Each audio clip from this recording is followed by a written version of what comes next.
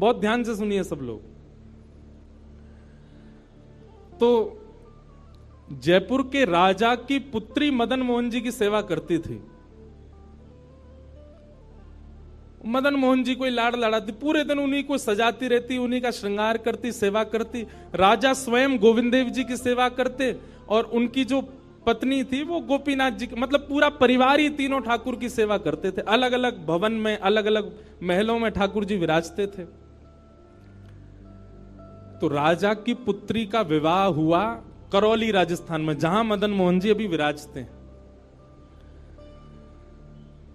तो राजा की पुत्री का जब विवाह हुआ तो पुत्री से राजा ने कहा, बिटिया ये बताओ तुम्हारा विवाह है, तुमको हम दहेज में क्या दें? वैसे तो हमने सब दिया, लेकिन फिर भी तुम्हारी कोई इच्छा हो तो मांगो।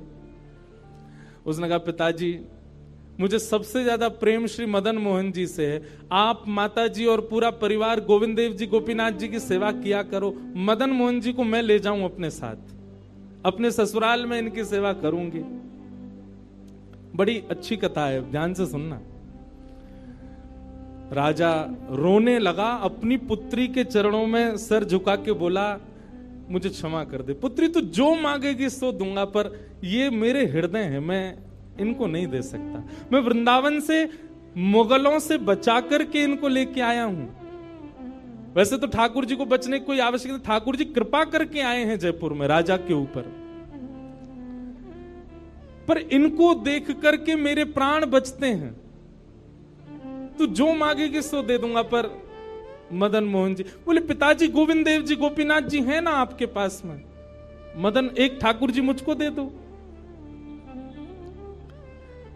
यहां राजा की जिद हो गई, नहीं दूंगा। पुत्री की जिद हो गई कि मुझे तो चाहिए, नहीं तो मैं विदाई नहीं होंगी। राजा की पत्नी ने भी कहा, अब इतनी कह रही है तो आप दे दीजिए ना, हमारे पास 2 ठाकुर हैं, इनकी सेवा हम करेंगे विस्तार से। और वैसे भी मदन मोहन जी की पूरी सेवा बचपन से उसने ही की है। तो राजा ने एक प्रस्ताव रखा। बोले, अच्छा पुत्री एक काम करते हैं। बोले, क्या? मैं तेरी आंख पे पट्टी बांधूंगा और आंख पे पट्टी बांध करके मदन मोहन जी जैसे 7 स्वरूप तेरे सामने खड़ा करूंगा, जिनमें से 6 स्वरूप जो होंगे वो मैं बनवाऊंगा और 1 स्वरूप वास्तविक मदन मोहन जी होंगे। आंख पे पट्टी बांध करके तुझे स्पर्श करके अगर तूने असली मदन मोहन जी को पहचान लिया तो मैं ये मान जाऊंगा कि तू नहीं, ठाकुर जी तेरे संग जाना चाहते हैं। ठाकुर जी की इच्छा पता चल जाएगी। तो राजकुमारी बोली, ठीक है, आप ये प्रयोजन कीजिए। राजा ने महाराज कारीगरों को बुलवाया और मदन मोहन जी के डिट्टो कॉपी 6 स्वरूप बनवाए और 6 स्वरूप बनवा करके मदन मोहन जी सहित 7 स्वरूपों को खड़ा किया। पुत्री के आंख पर पट्टी बांध दी, एक जैसा इत्र, एक जैसी पोशाक, एक जैसा मुकुट, एक जैसा श्रृंगार, सब कुछ बिल्कुल एक जैसा। और कहा, पुत्री अब तू इनमें से जो 7 में से पहचान लेगी, अगर असली तेने पहचान लिए तो मैं तेरे संग भेज दूंगा। उसने हाँ तो बोल दिया, लेकिन वो कांपने लगी, घबराने लगी। जैसे उसने नेत्रबंद किए तो कथा ऐसी है कि वो रात्रि में जब सोई, अगले दिन परीक्षण होना था, तो रात्रि में जब सोई तो बहुत रोई और ठाकुर जी से कहने लगी, नाथ मैं आपसे बहुत प्रेम करती हूं, मैं आपके बगैर नहीं रह सकती, पर मेरे पिताजी की बहुत जिद है। अब कहीं मैं आपको नहीं पहचान पाई, मेरे तो प्राण ही निकल जाएंगे, विदा होना तो बहुत दूर की बात है।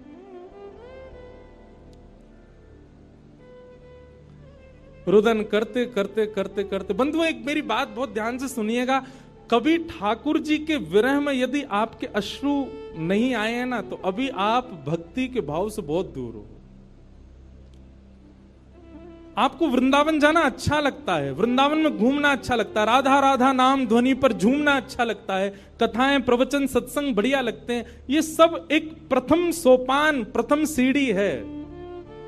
पर प्रमुख सीढ़ी तो भजन मार्ग या भक्ति पथ की विरह है। अगर वो आपके चित्त में कभी ठाकुर जी के लिए नहीं आया है तो अभी आप बहुत पीछे छूटे हुए हो।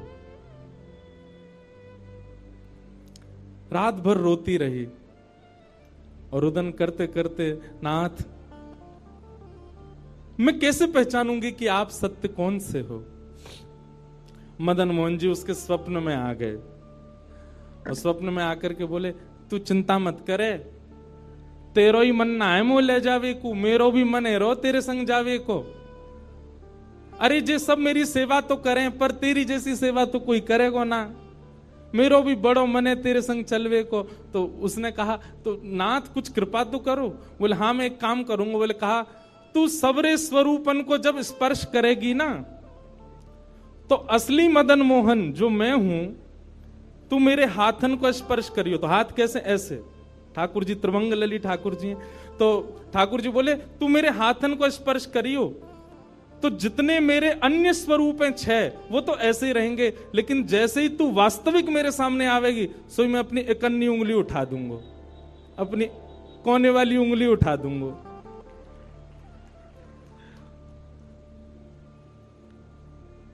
ठाकुर जी कितना प्रेम करते हैं अपने भक्त से। ठाकुर जी बोले मैं अपनी इकन्नी उंगली उठा दूंगा और तू स्पर्श करती करती मेरी जैसे इकन्नी उंगली उठे, वाकू पकड़ लियो और तुरंत पिताजी से कह दियो, जय रे मदन मोहन जी, मैं चल दूंगा तेरे संग। अब तो दूसरे दिन वो पिताजी के पास गए, पिताजी जल्दी करिए, कब चलना है, कब? बोले तुझे तो इतना विश्वास है जैसे तू वास्तविक में मदन मोहन जी को ले ही जाएगी, लेकिन बिटिया तू भी याद रखियो, मैंने ऐसे स्वरूप बनवाए हैं कि कोई बता ही नहीं सकता कि असली मदन मोहन कौन से। बोले पिताजी आप सन्मुख पधराओ। तो महाराज भीड़ लग गई देखने वालों की, पूरा राजभवन इकट्ठा हो गया जयपुर का। 7 स्वरूप विराजमान हुए। पुत्री के आंख पर अभी विवाह हुआ, उसका विदाई नहीं हुई है, आंख पर पट्टी बांध करके और कहा जाओ, अगर मदन मोहन जी की इच्छा होगी तो तू ढूंढ ले। अब मदन मोहन जी तो पहले ही बता चुके हैं, ऐसे मिलूंगा। जैसे मानो टीचर पहले ही एग्जाम पेपर लीक कर दे, ये क्वेश्चन आने वाले, तैयार कर आना। उसने जाकर के जैसे स्वरूप स्पर्श करने प्रारंभ किए, पहला बोले ये नहीं है, दूसरा स्पर्श किया, ये भी नहीं है। ठाकुर जी खड़े थे 5वीं पंक्ति में, 5वें वाले थे। तीसरे स्पर्श किए, बोले ये भी नहीं है। चौथे किए, बोले ये भी नहीं है।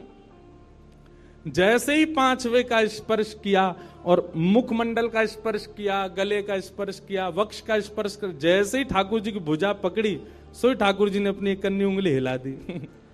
और जैसे ही कन्नी उंगली हिलाई, उसने तो, पिताजी यही है मदन मोहन जी। आहा, राजा के तो नेत्रों से आंसू गिर गए, चरणों में गिर गए, उठ करके अपनी बिटिया को गले से लगा लिया, कान में बोले बोले मैंने एक कन्नी उंगली हिलते हुए देख ली। मुझे ये बात पता चल गई है कि भैया तेरी जिद नहीं है इनको ले जाने की, इनकी भी जिद है तेरे संग जाने की। और महाराज गाजे बाजे रथ में आरूढ़ करके श्री मदन मोहन लाल जी करौली राजस्थान को प्रस्थान किए। बोलो मदन मोहन लाल की। बिहरत निस दिन कुंज गलन में, ब्रज जन मन सुख धाम। मदन मोहन को रूप निरख के, मदन मोहन को रूप निरख, सनातन बल बल जाए। वृंदावन प्यारो वृंदावन, श्री वृंदावन।